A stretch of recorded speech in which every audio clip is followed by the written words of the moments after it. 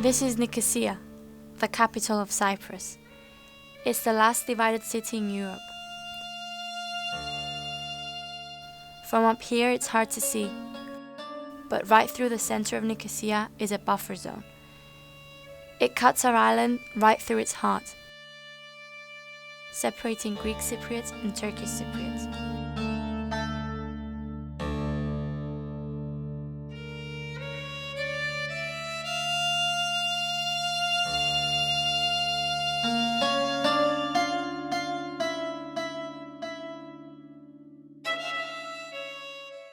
It's a dead space of silence and soldiers. My dream is that this cut can be healed, that our lives can bond together again.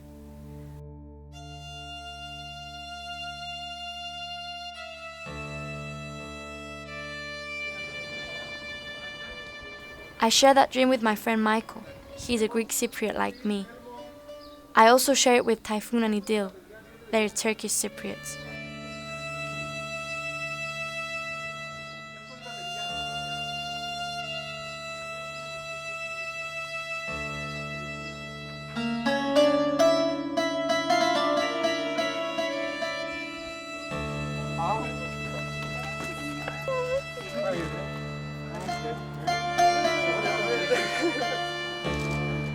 Recently we had a chance to share that dream with 3 wise old men, the elders.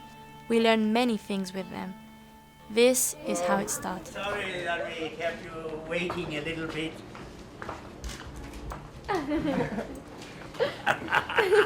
Hi. Tell me your name. Idil.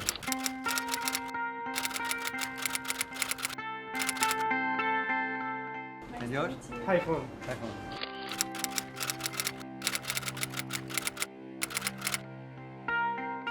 Talia. Talia.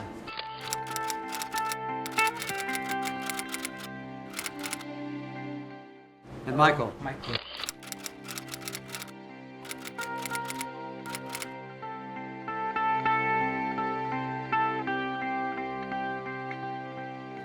It's good to meet you all.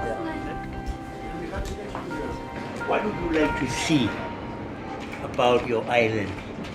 I wanted to see it one again, one whole island. It's small enough without dividing it. Is that what you believe, all of you? Yeah, for everyone to be able to live together again and not be separated. Our homes, their homes. No borders. No green zone where you have to show passports. Yeah. That would be nice. Of course, we have got lots of expectations from them. They are the experts in helping conflicting communities come to terms. They look alike, I mean, skin color, and you too, I mean... We're Cypriot. Cypriots. Yeah. So the first thing I heard was Archbishop's laughter, and it just got me into... I mean, I was having fits of laughter. I was like, really? That's how he's like? Nobel Peace Prize, and he can be so open and happy with everybody. Oh. As soon as he starts speaking, nothing else reaches to your ears except his voice. How does your family feel about this missing person? Well, my dad's uncle was lost before my dad was born, so they gave his name to my dad.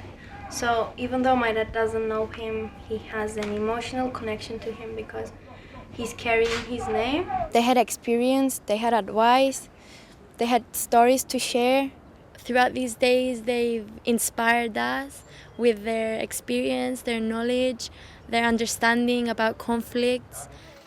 Almost everywhere in the world, when somebody has been killed and buried or disappeared, I mean, in Argentina, Chile, they all have the same longing. What happened to our loved one? All of them want to know. I mean, in Northern Ireland, even now, the cry is, what happened? I read on the site that you were the special representative of the Secretary General, right? Yeah. How was it? Was it stressful? Well, it's busy. On the bus, I was having this hour-long conversation with Mr. Brahimi about anything you could think of. My family, they had 16 missing people. 16, 1-6. And 15 of them were found dead, and one of them is still missing. And they went through a lot of atrocities in the war. And I wanted to ask you, how do people get over that? You know, I think you've got to ask yourself questions. What are the options that are offered to you?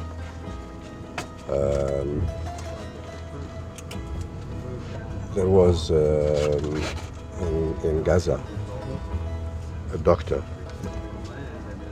a Palestinian doctor, who was working for an Israeli television, and the Israelis killed his family. Yeah. So of course he was very angry and so on. But then, you know, he said, if we go on like this, what will happen? Other people will lose their families. That's what will happen.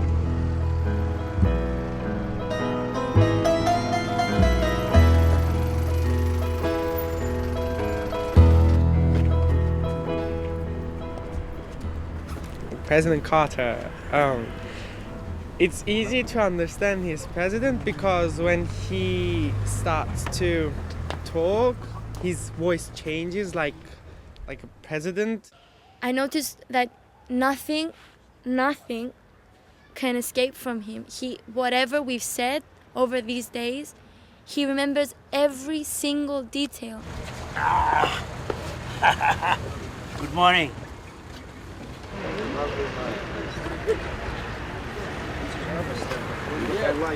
So we had here information about the well. There is a well down there that human remains were located inside. No, we haven't finished yet. We found the bottom a few days ago. It's water. You found what? The bottom of the well. Okay. And there is still water, some water inside. We are pumping that water out. And the mud we take with buckets, we are sieving it.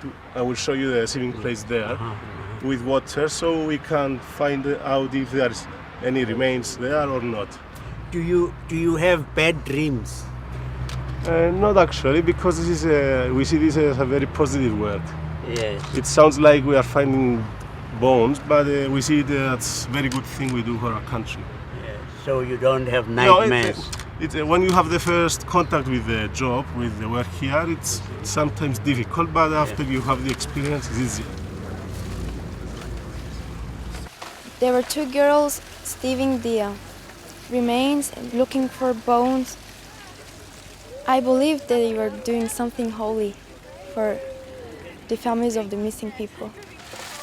Frankly, it amazed me. I mean, if they told me to sit in mud and sieve the mud for 8 hours a day, I'd think that they were kidding, offering me a job like that. When did you start doing this job? 2 months ago. Yes, I'm new.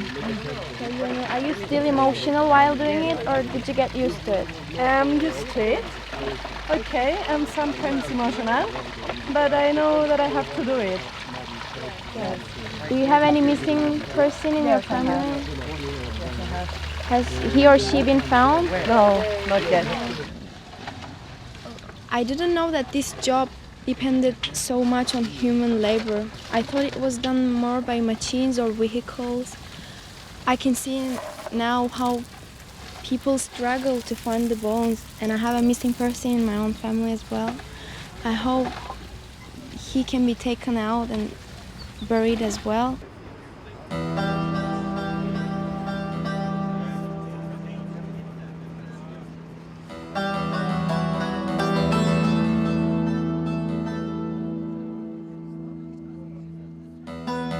There's a kind of healing and which makes most, I think, in my experience, most feel a kind of compassion for the others. there may be some, I think, who say, well, we want to revenge. But most people are incredible, are remarkable, actually. Immediately after your son or husband or brother or sister or disappears, of course you are hopeful that they will be alive, and if you think that they are dead, perhaps the feeling of revenge is more common than the feeling of forgiveness. You don't need to either forget or even forgive. Somebody who has killed my son, I will not forgive him or her. But I think that with time, I realized that the way to honor and remember my child is not by killing other kids. Yeah, I will not forget, I will not forgive, but I will not kill anymore. See, I'm not sure, my dear. I would also want to take issue with you on saying I will not forgive. Almost all of the people that we encountered in our Truth and Reconciliation Commission were amazing, and I think at the moment what you're saying is cerebral. Not forgetting is quite crucial, because you're saying I will not forget. Remembering is important actually for the process of healing. So I think the main purpose of this exhumation and the identification of the lost ones is a matter of resolving the past as best we can, but primarily building on the future, so that the Turks and Greeks both realize that here in Cyprus we lost loved ones. The suffering was equal on both sides. Both sides are to blame. That's coming out of this whole process. And now what do we do with this knowledge? We build for peace in the future. We shouldn't make generalizations. There are some people, yes, who killed, but some who didn't. And those who live today, those who are our friends, are definitely not one of them. It's like we're suffering because of the mistakes of the past other generations made. And you don't want We don't you want or our your children generation to repeat these mistakes. Right. You don't want you or your children or grandchildren to suffer just because mistakes were made in the past by both sides. Exactly. One of the things is that when you look at the world, in those situations where people engage in revenge, for one thing, the revenge does not restore the situation that was before. It doesn't restore your son, and the thing that happens. When you look at Israel and Palestine, you have a suicide bomber go into Israel. You know that there's going to be a reprisal against the Palestinians. But as sure as anything, you know too that somewhere along the line, the Palestinians are going to do something again. Yes. And so you have this spiral that just goes on and on and on.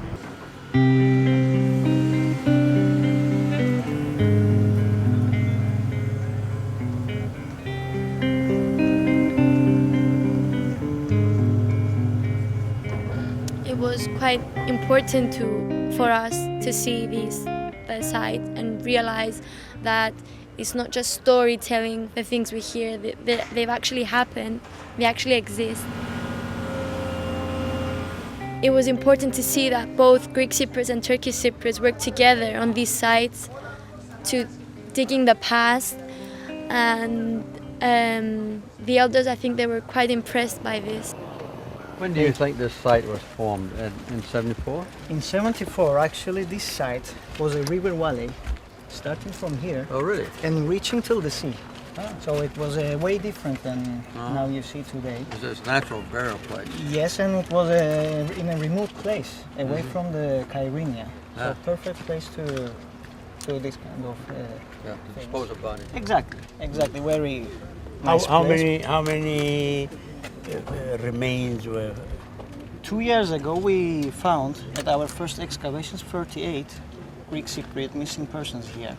But our information kept coming and coming that we should expect more here.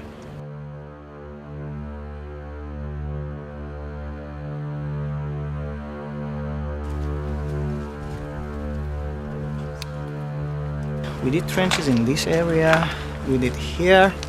This area was very important for us because it was close to the small forest there, which gave us the 38 missing persons that we. So then you found them Yes, with the yes. trees there? Down there we found them first 38, time. Yes, 38. 38 people.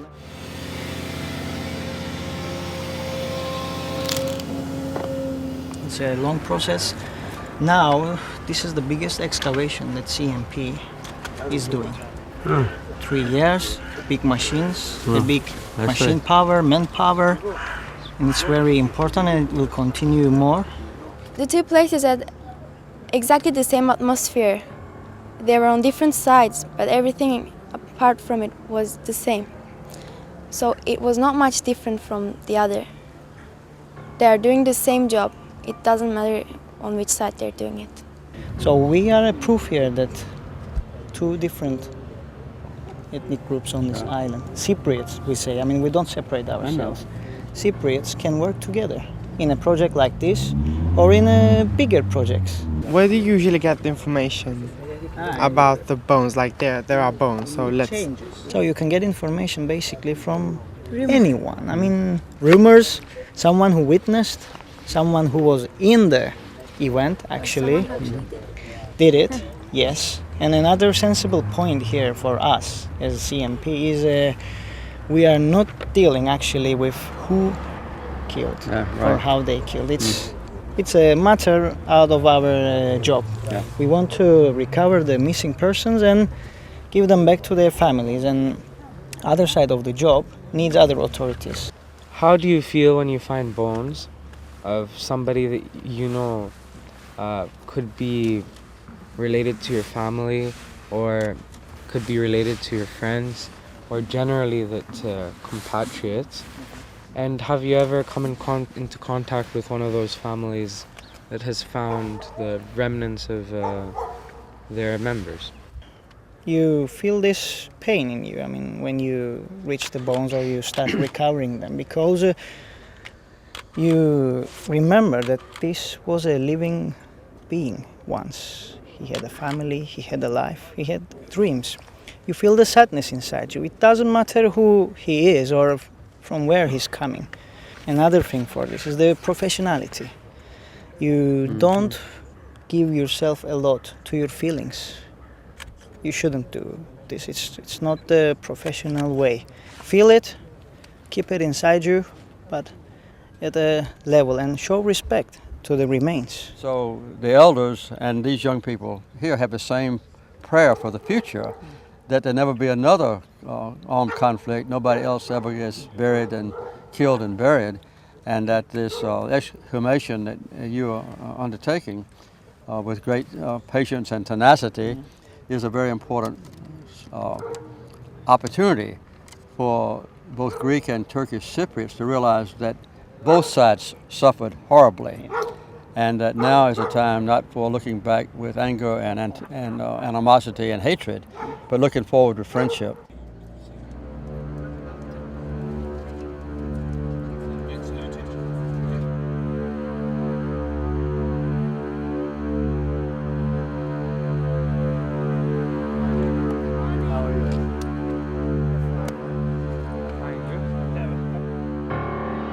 Good morning. Head of the lab. Good morning. And You're the head. Yes. You're so young. Oh. And then this is deputy head of the Here is where we do the main analysis of the remains that we receive from the field. So when we receive the remains, the first thing we do is we try to wash them and reconstruct all the pieces. Here we have one site that it consists of approximately 40 individuals, and we had around 15,000 bones, bone fragments, and teeth that we had to associate to 40 individuals. We do that. The first stage was we try through anthropological means to associate, to group bones together. From what part do you get the best DNA? From the teeth, usually. Teeth? Yes. And that's the most durable, no? Yes, the teeth because it's very well protected in the sockets and the that's dentin. Yeah. How long does it take to put the pieces together? It depends on the state of the remains when they are received. If they are very fragmented, if they are found commingled in the ground, mixed together, or if they are found in anatomical order, and also the amount of individuals represented. So it can vary between 2-3 days to 5-6 months. So we group together some of the, we managed to articulate, for example, the humerus with the ulna and the radius, and then we sent teeth from the skull that gave us the name of this individual, and we sent from here, from the tibia, and also from the humerus. So we cut one piece, and the DNA told us that this group, this skull and this group belong to this individual. So we checked if the age was consistent, if the articulations were good, the stature, and we confirmed that yes, everything is consistent with the genetic data. And so now we are in the process of identifying all these. We're at the final stages. This is perimortem trauma at around the time of death. We record this and we explain to the families what we see.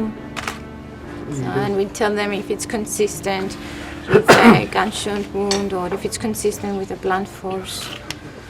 And this is a gunshot wound? Yes. Yes. Sorry. I was down when I saw the gun hole in the remains, and then I decided to look around to escape from the gun hole, and I saw another one as a part of another remain, and another one. I saw 3 of them, and most of them were not only one hole but more. The families have the opportunity to come here and to discuss with the geneticists, the archaeologists, and the anthropologists all the procedures that were conducted. And at that stage, we feel rewarded on what we do emotionally. How do you feel working both Greek Cypriots and Turkish Cypriots together to do this? There is no difference. We don't see one another as Greek Cypriot or Turkish Cypriots. We are just one group of anthropologists, and we are trying to do our best for this project. Because as soon as we got outside the building, Thalia called the 3 of us and said, "Guys, I don't want this to happen to us. I don't want this to happen again. Please, if it's about to happen, so please stop it."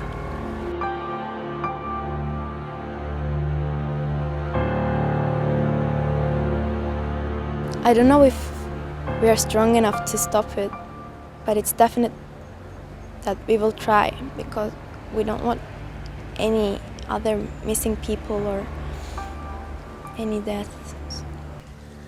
I don't think I would allow whatever I can do for anything like that to happen again. I can't imagine for us doing this to each other again.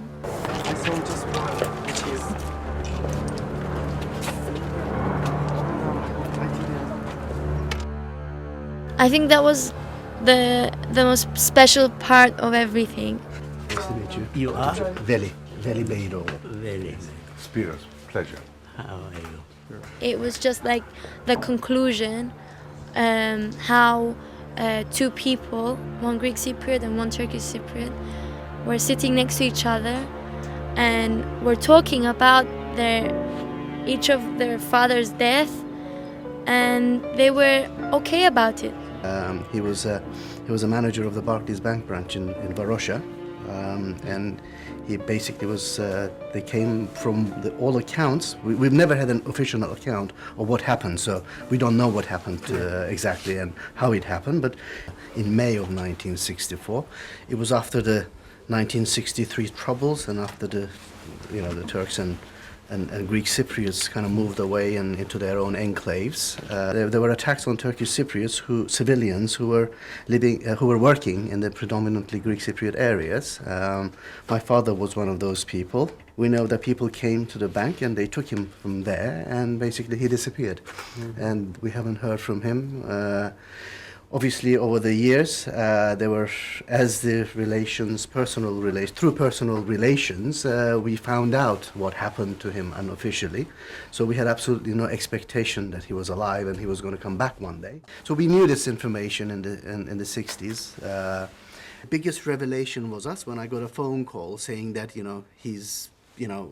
the burial place has been located, and all of a sudden they're basically moving in to exhume the bodies because apparently somebody was going to build some holiday home because it's a seaside resort in Apache. So the CMP, did this exhumation.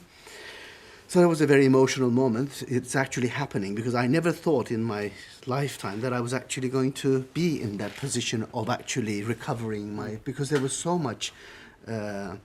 It was an impossible thing that one day when I was growing up that it was going to happen because all forces were against it. Nobody wanted this thing to come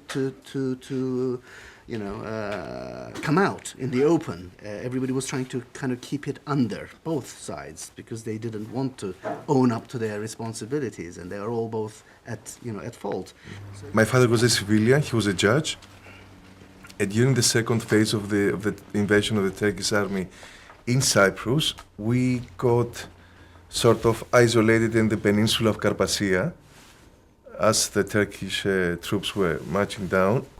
From what I have gathered, I know that the International Association of Judges managed to talk to, at the time, Prime Minister of Turkey, Ecevit, who sent a message to the Turkish Cypriot leader at the time, Dektas, and he got the reply that, I'm afraid that we've lost the judge, which means he was killed by the local militia.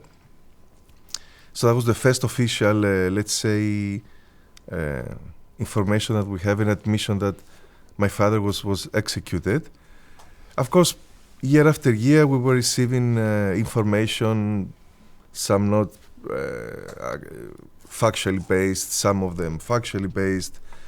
But after some year, we realized that there was no chance for him to be alive. Cyprus is a small place, even if there was a divide by the time.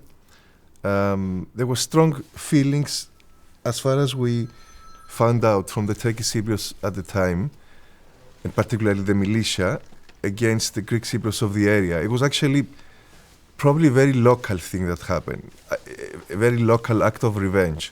And coming here and seeing it, and it was like looking at the bones and the remains and with the holes here and there. It was very emotional. And also I got quite angry about the whole situation. I mean, it's something that personally I still cannot process with it because it's a murder. Why? Why was my father killed? It is quite all right to continue to be angry because your father has been killed, because that was wrong and it doesn't stop being wrong. You see, the fact that you are going to reconcile does not stop the fact. You don't have to change that feeling that killing my father was wrong and the people who have done it are criminals. Thank you that you want to share with us your trauma. The empathy that exists between you two gives very great hope for your island home. So many people would keep those feelings of animosity bottled up, and even the most sane person would explode at some point. And the fact that they're willing to work together and by communal activities is remarkable. I think we all thought People who lost relatives from their immediate family were only filled with hatred, anger. But now sitting here, they can say, I was very little. I know very little about my father. But what can we do in the future? I'm very moved. Thank you. I must say, I felt like it closed a whole period of mixed emotions and huge stress and bitterness. And I hope the rest of the missing persons, families, be as lucky as, if I may say so, as we are in our, let's say, unluckiness. But there is something else at stake. A lot of things have happened. Now we've got to make sure that this does not happen again in our island. And for that, we've got to move on.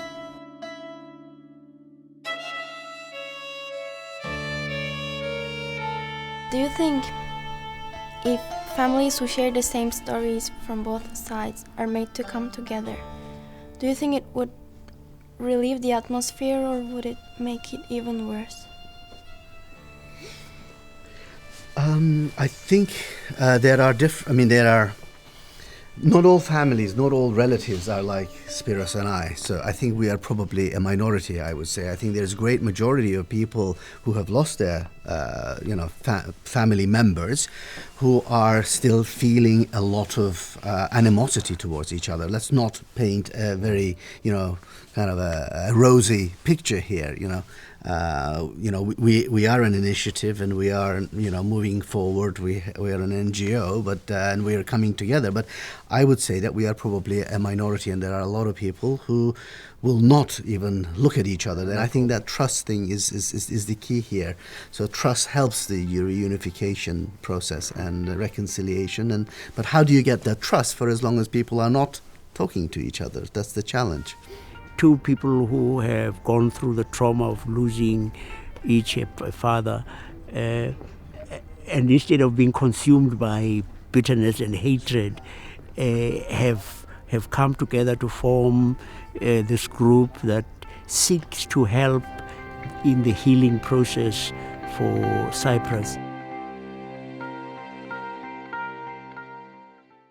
Well, to return to Cyprus again after we've been here, this is the third trip, it's very remarkable to see the changes that have been made. I think this has been exemplified more than anything else by the presence of these four remarkable young people, two from the northern part, two from the southern part, who've now bonded together in a spirit of mutual exchange, mutual friendship, mutual respect, mutual understanding of what their parents and grandparents have been through, and to utilize the latest scientific developments in anthropology and forensic science to extract remains from wells in the north and south that contain the bodies of Greek Cypriots and Turkish Cypriots that have been slain by the other side. And then to see the families reunited with their loved ones 20 or 30 or 40 years later has been a very emotional experience for the young people and for us. I think what we have learned here, first of all, tells us that there are a lot of hurdles still. There is a lot of resistance to a solution. But there is also, on the other hand, a lot of very, very serious work being done by a lot of people at all levels who want to get to a solution, want to solve the problems of this country and create the united Cyprus that you have all dreamed for in this country. With young people who have been incredible, quite impressive, from each of your communities, and they have grown to accept one another in a way that seems to be an image of what in fact is possible in this country.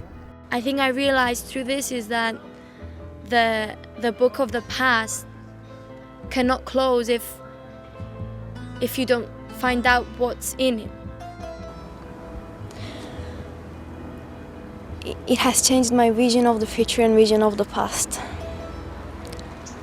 And then we go away, I mean, even more certain that we ought to be going to buy our tickets for when we return to celebrate a united Cyprus.